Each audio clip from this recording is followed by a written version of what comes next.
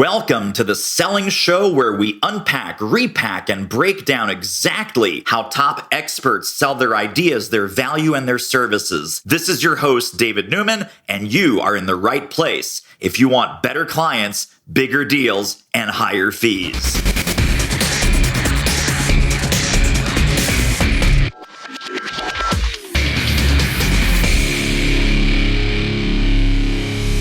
Well, I hope you're sitting down. I just literally hope you're sitting down because we have a big, bold episode. We have big, bold Karley Cunningham on the show. Welcome, welcome, welcome. I am so excited to be here, and I am excited to match your energy and bring some value to your audience. So let's do it. We are equally juiced. And of course, the reason I say big, bold this and big, bold that is because you are also the founder and CEO of Big Bold Brand. Tell us a little bit about the professional journey that brought you to the work that you're doing today, and what were some interesting pit stops along the way? Oh, wow. Okay. I'm thinking all the way back to Ontario and where I grew up in southwestern Ontario, just south of Toronto. And I started my career after college because I did a co-op as I was in a design and advertising course. So that was back at the tail end of the Mad Men days, and everybody wanted to go to the big agency. And I was actually quite good at campaigning and ideation and pumping out many, many concepts to find the one that was going to work.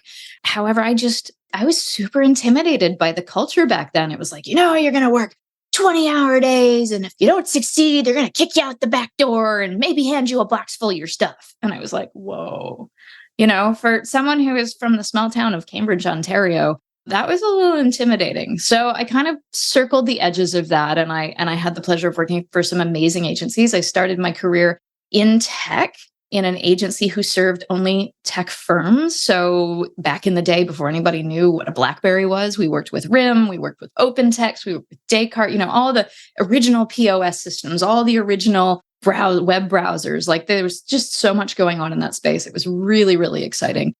So I also fell in love with technology back then and kind of keeping ahead of what's next. And I still didn't develop an affinity for agency life. So it's kind of ironic that I now have an agency again. But, the whole attitude of, everything's due tomorrow and they needed it last week. And, just being outside of Toronto, that was very much the attitude. And I was like, folks, it's not heart or brain surgery here. We're not saving lives.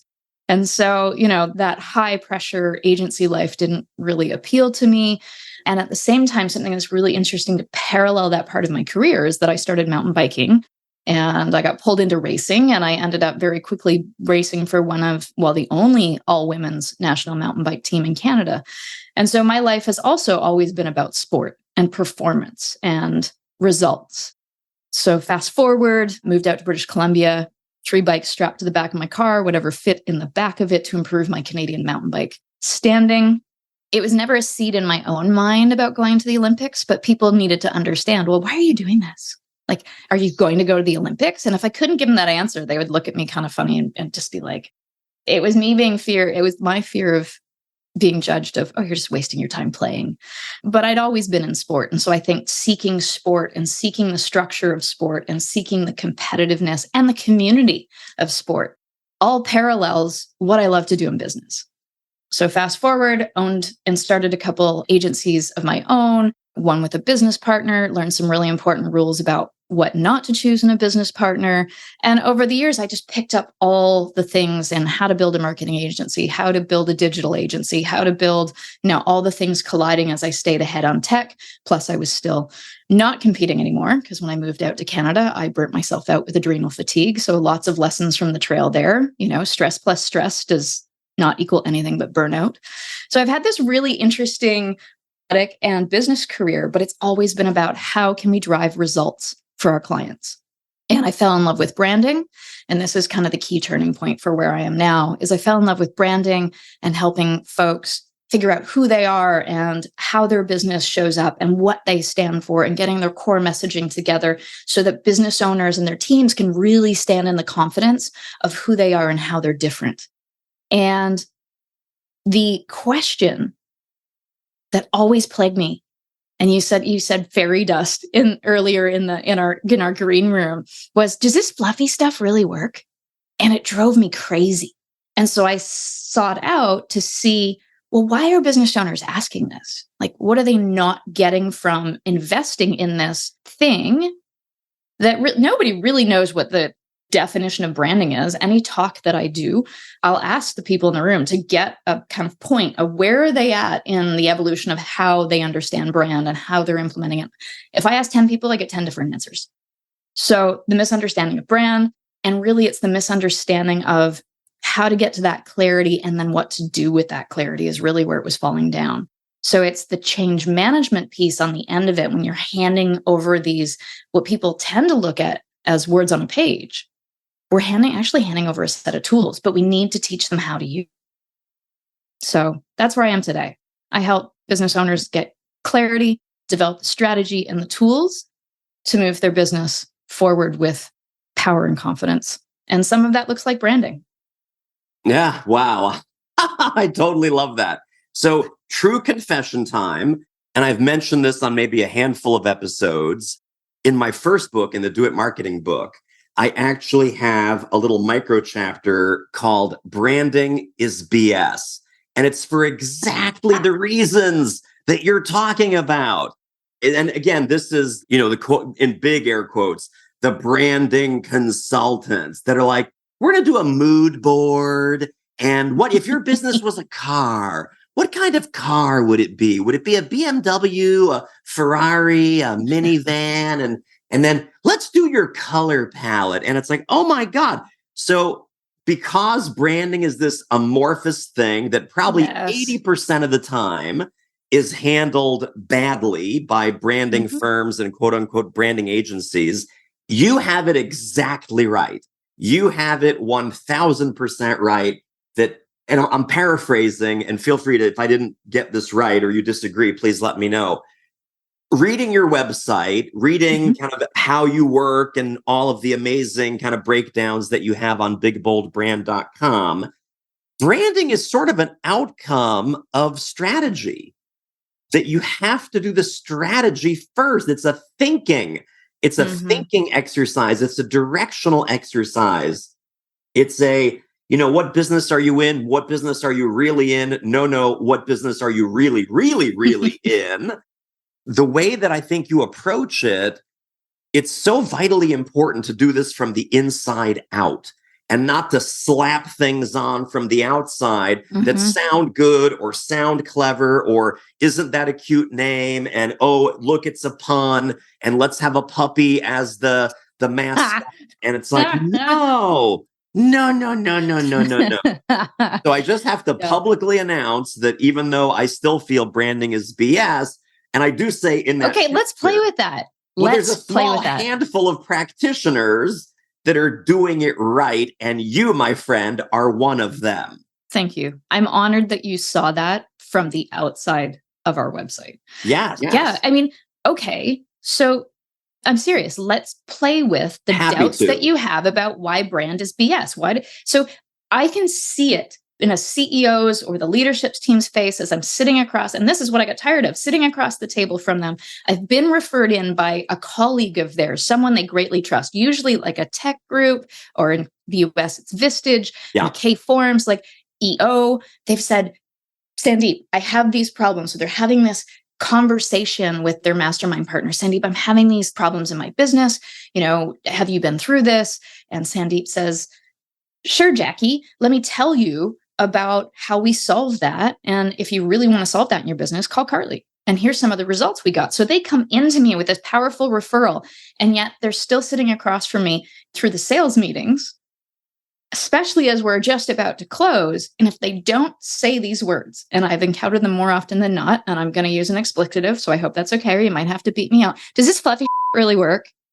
And if they don't say the explicative, stuff usually makes it so, or they're thinking it because I can see it ticking in their minds. Yeah. And so that's what I really sought out to not completely reinvent the wheel. There are some core things in the way that we do this that other agencies do.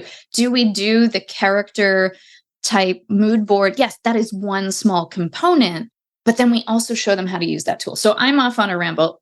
let's go to the debunking. Why do you think it's fluffy stuff? Or why do you think it's BS? And we'll banter back and forth and see where we get. Because I'm sure you're not the only one thinking it. It's because I think a lot of sort of amateurs went into the branding business and they're just doing the fluffy stuff. There's no discussion of strategy. There's no discussion of business model, revenue model, target market, niche, all of these things that are not sexy. I mean, branding, here's the other thing. Branding sounds sexy. Branding sounds like it's fun. Branding sounds like, ooh, there's going to be like sandwiches and donuts and cookies, and we're going to sit around and there's going to be whiteboards and flip charts and Post-it notes, and we're going to have a creative brainstorming session. It is hard. I will tell you, having gone through it myself and then helping other people do it, not the same way you do it, of course, but it is hard work. It is big decisions. And if you're doing it right, your head should hurt by the time you're done.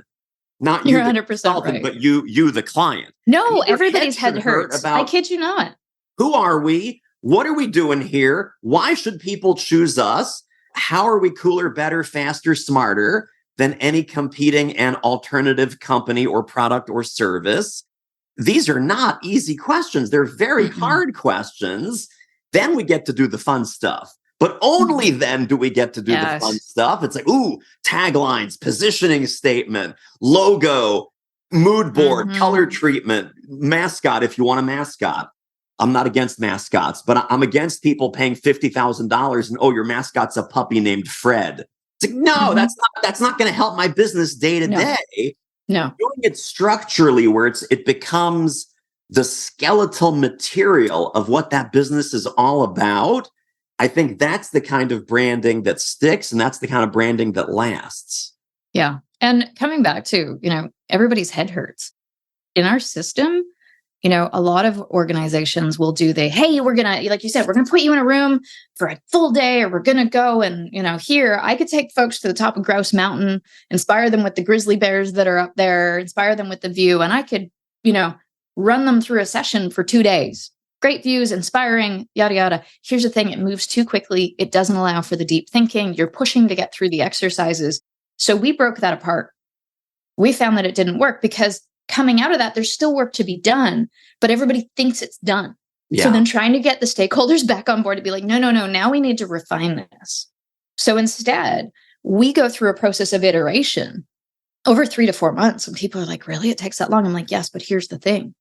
We're going to do it in 3-hour chunks. So we're not disrupting your business. And we're working alongside of your business. So as things are happening and as you're learning and as we're getting that clarity, you're going to just naturally be excited about it. And you're going to test it as we're moving along. And then the next meeting, you're going to come back and I'm going to bring back, let's say it's your purpose statement. Love Simon Sinek's start with why. Don't reinvent the wheel. I have our own way of doing it, but to get to it. And they go out and the sales leader starts testing it with clients. The HR person starts testing it with their team. And so they're playing with it. I've refined it in a first solid draft. And I hold up that mirror and I say, here's some draft options. If we believe, then our purpose is, or we know that, and therefore our purpose is, that structure, using structure, like you said, there's a structure. Right. And then they get to go, ooh, that one's really good. And we notice that this word's not landing. Like anytime we use that. And so we tweak it along the way. And then we build the other tools on top of each other. And in our method, there's an intentional order to the tools, because if you don't know what your business's purpose is, how can you possibly know where you're going and what your 3 to 5 year vision is? How can you possibly know what it is that you do? If you don't know what your company's guiding principles are, AKA your values, and there's a critical error in that, people tend to go, well, our clients want us to be this, so we should be that. No. What are the deal breakers? What are your values? We need to ground it in the leaders or the business owners, depends, it could be partners as well if we're talking about professional service firms, but whoever is driving the ship, what matters to them? What's the deal breaker for them?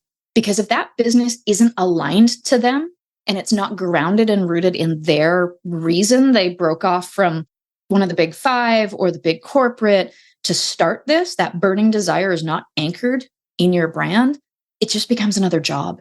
And I've seen so many business owners either one, anchor in something from the outside that is created by a marketing firm or a coach or, insert expert here has created it from the outside in because marketing data tells us this. And so there's a hole in the market over here. We know that you really like selling to middle-aged guys who love golf and blah, blah, blah, insert demographics, which is another beef of mine, but we won't go there. But instead they're like, oh, but we found a hole in the market over here with 30 to 35-year-old women who love curling. And then all of a sudden you're like, why am I doing this? They become disconnected because the head is like, yeah, we need to make money. The heart is like, no, that's not why I started this business. So what I'm doing in the first stages, which we call forming the fundamental beliefs and truths, I am pulling apart the external expectations that have been put on everybody. Remember, I said, I didn't know that I ever really wanted to go to the Olympics with mountain biking, but everybody else just needed to understand it and wanted it to be that way. So that's the story I started telling. We have to separate those external beliefs and pressures from who are you and why did you start this business, and keep them anchored in it, because that's where the energy comes from. That's where oh my gosh, business is hard, the economy's down. That's the thing that gets them out of bed in the morning and keeps them from giving up. Because running an agency, running a consultancy, continuously going out to find more coaching clients takes work. It's not easy. Do you love selling? I know, me too. Do you hate selling? I know, me too. Listen, fantastic sales book you got to get your hands on. How do I know? It's mine. That's how. Do It Selling is now available for sale. Grab your copy, grab all the bonuses, all the companion tools, all the training, all the videos that go with it at doitselling.com. See you over there. Now, let's talk about, because we have been talking about it, but we should name it, this surefire method that is your patented, trademark, protected sort of system and methodology. Give us kind of the broad shape of how that works, how long it takes, what the various phases and stages of that process are, just so people have an idea of what it might be like to work with you. Oh, where to start with the surefire method? I'm trying to start from the place of value. So let's start with the end in mind. As a strategist, that's where I tend to go and look at what does the business owner or their leadership team get when they work with us. They get one surefire strategy. I say one and then I pluralize it. One surefire strategy to guide and align everyone and everything. That's your business decisions. That's your people. That's everything that you're doing. And the surefire strategy is really simple, but you need some tools to be able to make it work. And that's the second part of surefire. But I'll share the surefire strategy in case folks have these tools and they're not sure how to really leverage them and put them to work. I want them to be able to run with this. So let's say it's a hiring decision. You can ask yourself, if we make this hire, is this person in this role, does it align with our purpose? Will we be demonstrating by hiring this person that we're fulfilling our purpose? If we hire this person, will it be moving us closer to our 5-year vision? Or are they a shiny distraction? They bring in a talent, we can add a service. This sounds great. They're an expert at it. They'll bring revenue. Hold on a minute. Is that service complementary to where you need the business to go in the next 3 to 5 years? They need to ask themselves, is this person align with our values? And do they demonstrate our values? Have they demonstrated that they live our values or understand our values and align with them in the interview process? The next one is this person capable of making people feel the way we want them to feel? That's the character piece. That's the fluffy piece. The way we look at character is we always want to, in any interaction with our brand, we want people to feel this way. Therefore, our tone needs to be this way. And this is the definition of our character and how we generally show up in the world. So the whole point here is if you answer no to any of those questions, you probably shouldn't be hiring that person. Or you need to be having a deeper conversation with your leadership team as to why you're hiring them and know what the bridge is to get back to pull all those answers back to yes. So you can use those questions for any decision that you're making in the business. And anybody in the business can use those questions, that surefire strategy, because strategy is just the how. How are we going to go about making this decision? How are we going to go about doing this? So thinking about if you give that strategy and put it in the hands and teach everyone in the business down to your junior designer or your co-op student to ask themselves those questions before they make a decision, everybody becomes aligned. Yes. So powerful. There's 3 questions that, based on everything that you said, I want to just kind of add this in and see if this resonates and see if this how your clients use the output from this process. Question number 1, and this is from the CEO down to anybody. Am I living my life today in alignment with our big, bold brand? Right. So that's number, am I living? Am I operationalizing and personifying those things? Am I treating people today inside the company, outside the company, everywhere? Am I treating people today in alignment with our big, bold brand? And am I planning, prioritizing, and making decisions, which is your most recent example there? Am I planning, prioritizing, and making decisions in alignment with our big, bold brand? Yep. And if they can answer yes to most of their day-to-day, week-to-week, month-to-month, it would be hard to believe that that business would not grow exponentially. Absolutely. And our clients that do that and do use the Surefire strategy and toolkit, which we'll talk about in a minute, we typically set a 3 to 5 year vision for them because the brain actually can you can literally wrap your head around it. It feels real. BHAGs, moonshots are great. They're inspiring, but they don't feel real and tangible. So the drive to work on them, it feels like a finish line far, far off. You know, if I'm a 10K runner, which I trail run, so you'll find I use a lot of sporting analogies. So if I'm a 10K runner and I say, someday I want to do a 50K or someday I want to do a 100K, that's my moonshot. Well, that's someday. I can keep doing 10Ks and be happy. But if I say, I know that in the next 3 years, I need to do a 25 or a 50K to get to that 100K, all of a sudden it becomes real. I'm like, ooh, going from 10 to 25 to 50K. And, if I go next year, I'm going to do 25, the year after I'm going to do 50, that's a whole lot more training and a whole lot more work. The fashizzle just got real. Right? Yes, exactly. Exactly. So yeah, absolutely. Well, let's talk about this long-term thing, because I'm imagining folks work through this initial process with you for 3 or 4 months. If you were to let them go, all kinds of mayhem and entropy starts to come in and they get yanked this way and that. Is this like an annual agreement? Are clients with you for years? Is there like a recurring revenue piece to your model after the initial surefire method is finished? So typically, I look at it this way. A brand should naturally evolve. So if a company is quote unquote doing it right and they've got it dialed, I always say to them, open up that toolkit. So that's the other piece that we deliver is the Surefire toolkit. So let's make sure to come back to that so folks are clear. Sure. But if you're going back and visiting the toolkit, which feeds the Surefire strategy, if you're doing that every 6 months and going, oh, we noticed that we've added a new target audience, we should probably add them in to that part of the toolbox. If you notice that one of our values, we didn't quite nail it. I was in a session once where a client said, actually, one of our customers nailed our value in the way that they provided a testimonial and told us the way that we do things. And we were like, yeah, we always do it that way. And if we don't, and if people don't, that's the deal breaker in the behavior. I'm sorry, you don't fit our team. So those things will naturally evolve.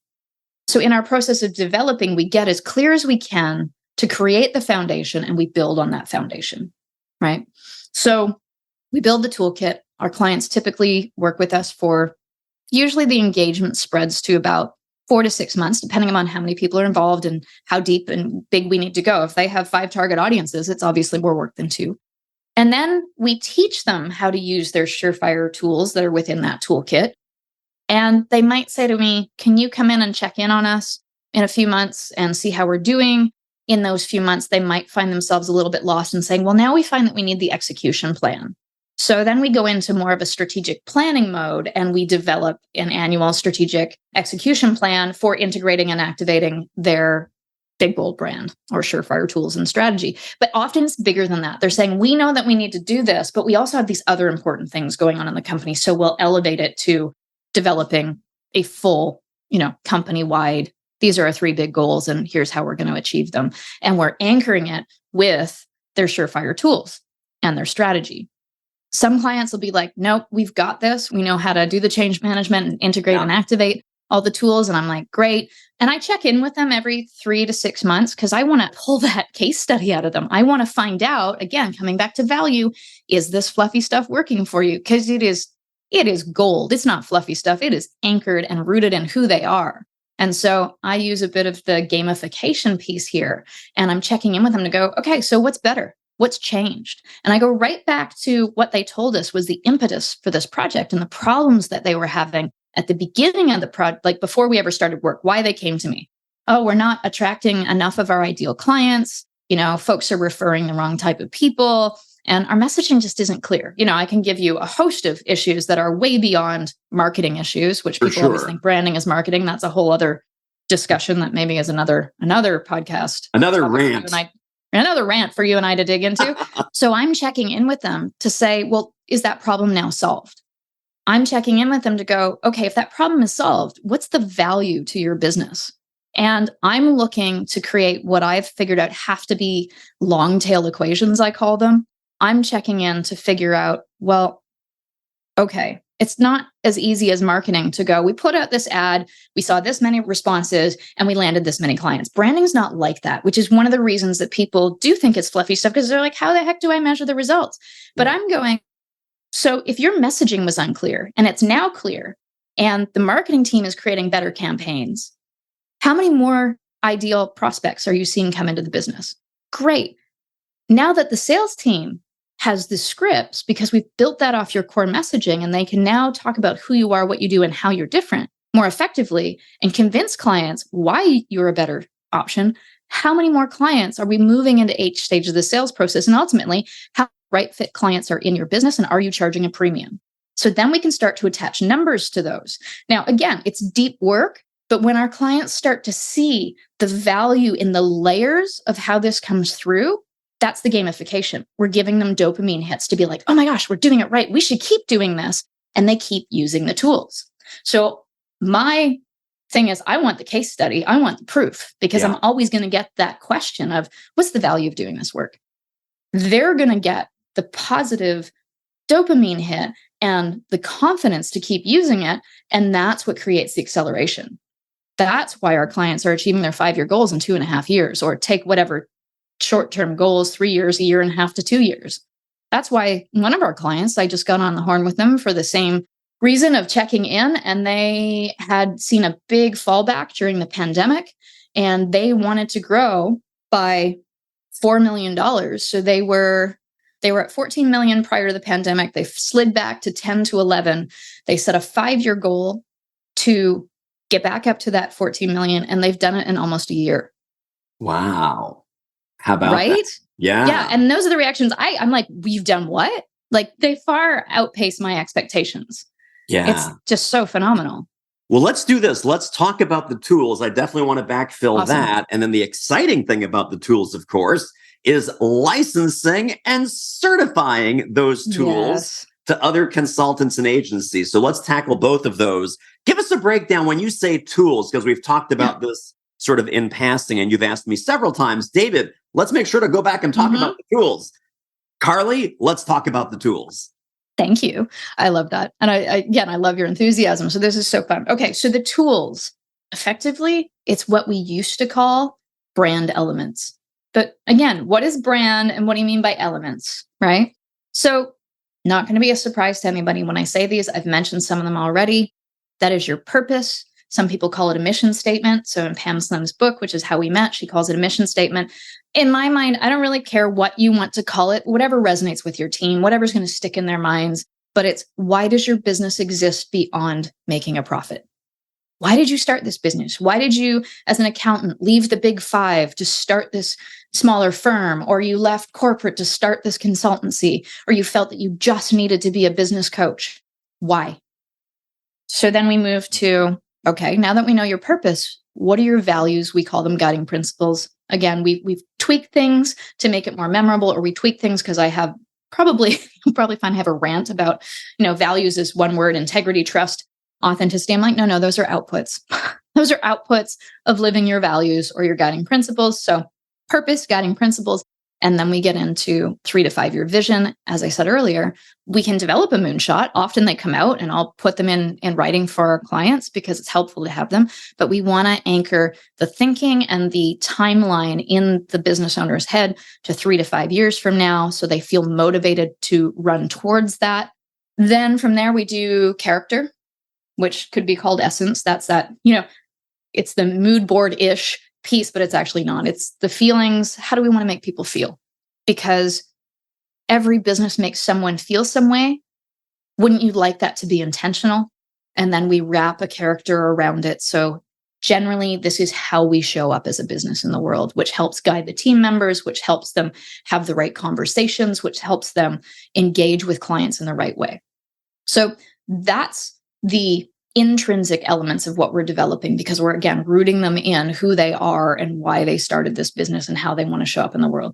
Then we start to shift to the outside perspective, which is often where marketers will start. Well, who's your target audience? Let's go do the data research, We start with, you already have a functioning business or you wouldn't be here. Because if you didn't, you couldn't afford to work with us. For the startup owners who come to us, those innovative folks, they've likely been to the rodeo before and they know they need this work to get the investors on board. So that's where we'll see them show up. But typically folks that come to us have a MVP in place, they have a functioning business, and they're ready to grow and scale to the next level. They're really ready to put the foot on the accelerator and go. So we look at, well, who are your ideal clients now? Right. And that helps us form a niche. And Susan Beyer, I love her work in attitudes versus ethics. Who are our ideal clients? Why do we love working with them? How do we get more of them into our business? And so we dig in and we define the profiles of their ideal clients based on the problems, specific problems. And usually you can break apart. Often folks will come to us and be like, oh, these are our clients, but they kind of folded everybody into one bucket. I'm like, no, let's step out and look at, do you solve a different set of problems? If you solve a different set of problems, there's going to be a different set of needs. There's probably going to be a different mindset. So we dig into that. And the one profile that everybody forgets, ideal strategic referral partners. 90% of the time, I insist that we develop that profile, because those are the people that are going to send those right fit people into your business. And isn't it great to have external salespeople? You as a sales expert know that. Let's develop an army of sales folks who can be out there working for us because of the good work that we do in the world. So target audience profiles. Then we get into the differentiation piece. What are the benefits, differentiators, and true deep value of working with us? We develop that, and then we use a method that we have to turn that into a unique value proposition. And if they've got ideal client audiences or right fit client audiences, however you want to term them, if you're solving different problem sets, there are going to be different UVPs for each of those. Again, a lot of folks will develop one. And I'm like, no, that one is not going to resonate with all of the right fit clients that you want, the types of clients you want to attract. We work from there, and then we go to brand story, and then we go to elevator pitch and brief introduction. And we always leave those two till the end, even though we might start the brand story interviews much earlier on. But because how can you tell your story if you don't know why you're doing this business, who you're serving, the value you provide, and who you are?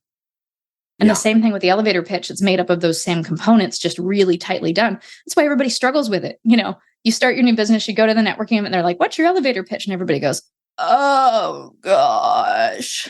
And it's so funny that you say this, because I talk about this casually. I say, everyone hates that question. Actually, that's not true. Everyone doesn't hate the question. Everyone hates their answer to that question, because it changes all the time. You never know what to say. It's like, I'm a financial advisor. Lands like a ton of bricks, right? What do? I run an SEO agency. Oh, good. There's only about 1 million of them. Great. Please excuse me. I'm heading back towards the carrots and dip. Yeah. And it's so funny because I'm sure your clients come to you, and I want to talk about your ideal clients in a moment too, but imagining professional services, real estate, consulting, accounting, etc. They're like, everyone commoditizes us. they will say. And then Karley, your comeback, although you might not be quite as direct as I am, it's like, dudes, you're commoditizing yourselves. Don't help them. Do not help them to commoditize you. So, absolutely. So who are your favorite clients? Give us kind of an ideal client profile. Because I know you have a range of clients, but is there kind of a couple of pockets of sweet spots that you really love to go deep with? Yeah, and they're all quite different. And maybe that's my need to keep life exciting. So one of our sweet spots is we tend to work with those in the financial and wealth space. So that could be accountants. Those are really left brain. Those are the people who are really looking at me going, where am I going to get value from this? Right. And so they should. So everybody should. It's not a light investment in time, energy, effort, and money. Like, let's be real here.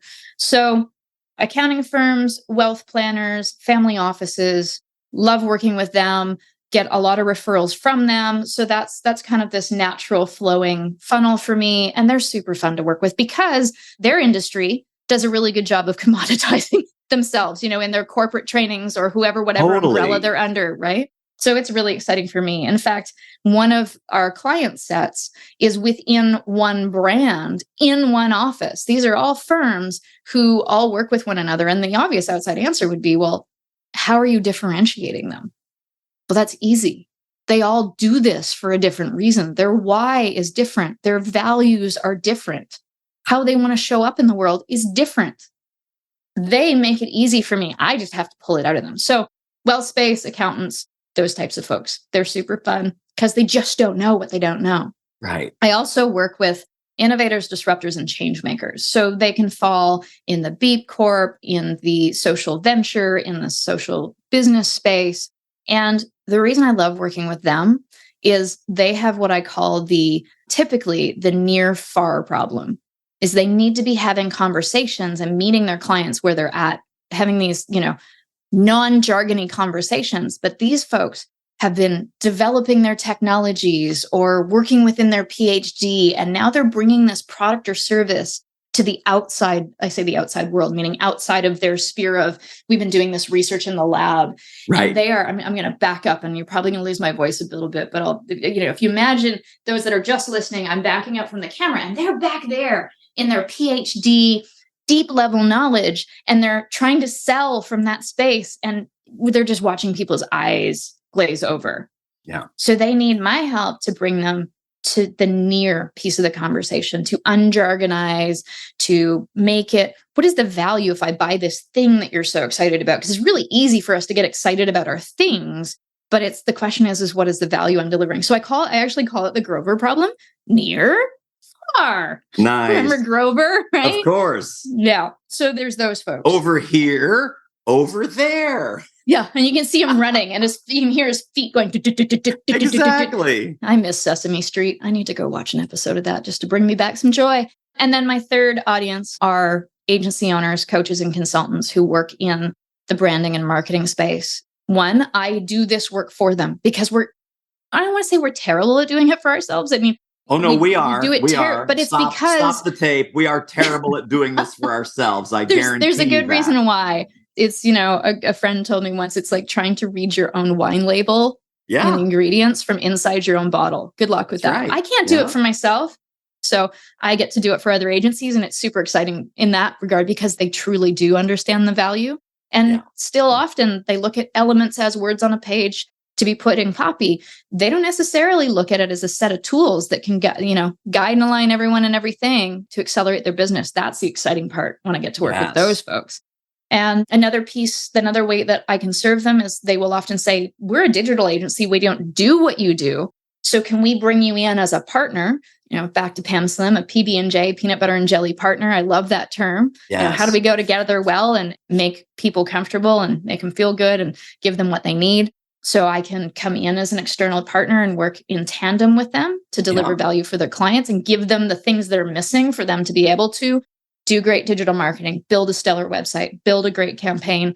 And the third way I work with those folks, and it's just in development now, is they can license the Surefire method from me in, we'll say 6 months to a year, because we're currently building the training certification. So not just handing them the tools, but we're going to teach them, this is our point of view. This is how it works. Now let's get under the hood and teach you how to use it so you can help your clients that you're most passionate about working with, your niche, your right fit clients. You can help them drastically accelerate their business. So that's where I get excited. Coming soon, consultants, agencies, marketers, branders, they'll be able to license the Surefire methodology from you, all the tools, all the templates, I'm sure some certification, train the trainer, how to deliver it, some nuances of, all the things that you've learned, and just drop this proven toolkit into their business as an instant profit center. You got it. You nailed it. And is to build a community with those folks. I'm already in community with a ton of agency owners who are like-minded, and it's just such an inspiring community. And so I'm super excited about where else can we as a community elevate this to? How else can we get it in the hands of more business owners? Yeah. I'm not an expert in the DIY method because I love the intimacy of the hands-on and the working with the clients and getting to know who they are. But how can we make this a Surefire light so that the startups in the incubators can go through this and learn the value of it so that they are carrying these tools with them throughout their entrepreneurial career. And when the timing is right, they can hire a Surefire consultant to really help them go deep. So lots of things on the horizon, big vision and ideas. Hey, if you're loving this episode as much as I am, pop over to doitmarketing.com/manifesto and get your free 37-page download guide to how to sell smarter, sell more easily, sell more often. That's what we're here to help you with at The Selling Show. Off you go. Now, as far as your clients, I'm curious, is there kind of a revenue range where you like to work, like, 1 million to 10 million? Is there a sweet spot? Is there kind of a demographic that ends up kind of more in the bucket than others? Typically, it depends on the buckets, but usually I see folks that are 2 to 10 million. We have worked with companies as large as 20 to 25 million, but once we get into boards, we get into, investors or VCs, the conversation moves so far away from fulfilling the purpose of the company to making it a profit center that it's really hard to get folks to anchor in this stuff. But the right companies will do it. So 2 to 10 million, but also I see, coaches and consultants. There are very few coaches and coaches and consultants, like they're typically making a good revenue of somewhere between 250 and $1 million. And then the startups, they might be pre-revenue. I've worked with a few that are pre-revenue, but the results that they get with the clarity is they're getting into some of the top incubators and what's the other term I'm looking for here? The accelerators. Yeah. It's easier for them to get into those. Their pitch becomes tight. I had one client, they're just doing amazing things in the world, caregiving. We put the tools in place for Candace, the owner, very early on, pre-revenue, because she knew what her driving force was, but she didn't know how to talk about the business. And she's like, really, do we have to do this work on the vision? Why am I doing this? She had no idea how often she was going to get asked about her vision for the company. She's like, oh my gosh, I'm so glad we did that. But she met who they call the fairy godmother of angel investors in Portland, where they started out. And this woman put her in front of many potential investors before she was even ready to ask. And she would just introduce the company using the Surefire tools. And they'd be like, great, what's your ask? How much do you want? We're in. So she was getting offers before she was even ready to take investment. So those folks who know the value of these tools and need to be grounded in that confidence of having that clarity, the strategy, the decision-making tools, they'll often come to us and they'll find the money to work with us. And there's often grants and government programs that can help fund that as well. Nice. Wow. So not an easy answer. So you and I, we could rant on any of these topics that we've been talking about for hours and hours. For this particular episode, though, let's land the plane. All right. I know that people are going to want to get connected and stay connected to more Karley Cunningham and Big Bold Brand Brilliance. Thank you. Where can we go? Where can we get some resources? How should we connect with you? You can find me on LinkedIn. And my first name is spelled Karley. Last name is Cunningham. Very good in Scottish. And the website, bigboldbrand.com. And if folks are interested in seeing how their brand is faring, what tools they have in place. But as we've talked about, this is so much more than a brand toolkit. This is really a business acceleration toolkit. But if they want to see what tools they have in place and where they're at, we have what we call the Surefire audit. So if you go to bigboldbrand.com/Surefire audit, all one word, all lowercase, and I know you'll drop that link in the notes, they can download a copy of our Surefire guide and go through that audit for themselves. Excellent. And Karley, exactly right. As you said, all of those links to connect with Karley and the Big Bold Brand universe are directly under this episode at thesellingshow.com. Well, Karley Cunningham, you're a rock star. I appreciate you so much. Thank you for all the value bombs that you shared. Thank you. So much fun with you today, David. And that wraps up another episode of The Selling Show. Hey, tell you what, if you like us, rate us and review us on Apple Podcasts, subscribe, tell a friend, go grab the notes and downloads and extras at thesellingshow.com. See you next time.